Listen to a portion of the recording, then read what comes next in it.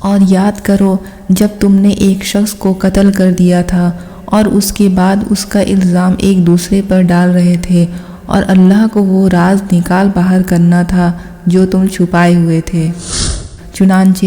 ہم نے کہا کہ اس مقتول کو اس گائے کے ایک حصے سے مارو، اسی طرح اللہ مردوں کو زندہ کرتا ہے اور تمہیں اپنی قدرت کی نشانیاں دکھاتا ہے تاکہ تم سمجھ سکو۔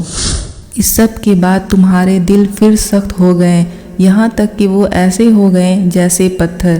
بلکہ سختی میں کچھ ان سے بھی زیادہ، کیونکہ پتھروں میں سے کچھ ایسے بھی ہوتے ہیں جن سے نہریں پھوٹ بہتی ہے، اور انہی میں سے کچھ وہ ہوتے ہیں جو خود پھٹ پڑتے ہیں اور ان سے پانی نکل آتا ہے، اور انہی میں وہ پتھر بھی ہیں جو اللہ کے خوف سے لڑک جاتے ہیں، اور اس کے برخلاف جو کچھ تم کر رہے ہو اللہ اس سے بے خبر نہیں۔ مسلمانوں، کیا ابھی تمہیں یہ لالچ ہے کہ یہ لوگ تمہارے کہنے سے ایمان لے آئیں گے؟ حالانکہ ان میں سے ایک گروہ کے لوگ اللہ کا کلام سنتے تھے، پھر اس کو اچھی طرح سمجھنے کے بعد بھی جانتے بوجھتے اس میں تحریف کر ڈالتے تھے۔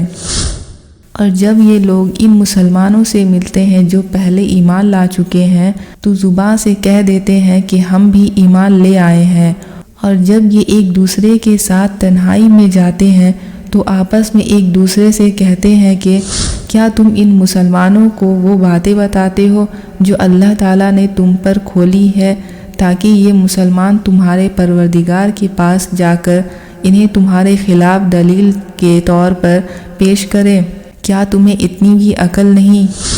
کیا یہ لوگ جو ایسی باتیں کرتے ہیں یہ نہیں جانتے کہ اللہ کو ان ساری باتوں کا خوب علم ہے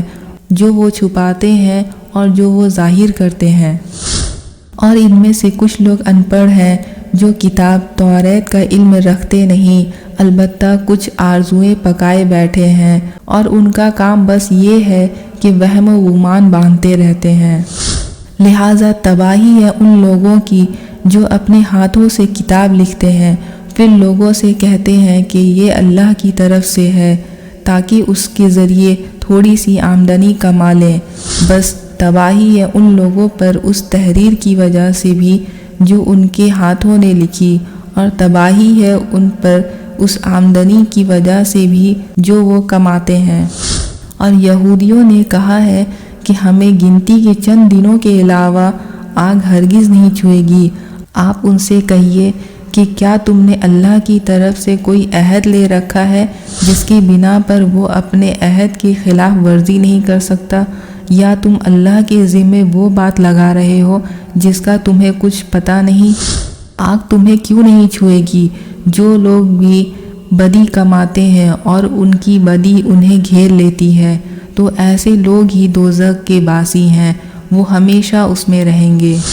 اور جو لوگ ایمان لاتے ہیں اور نیک عمل کرتے ہیں تو وہ جنت کے باسی ہیں، وہ ہمیشہ اس میں رہیں گے۔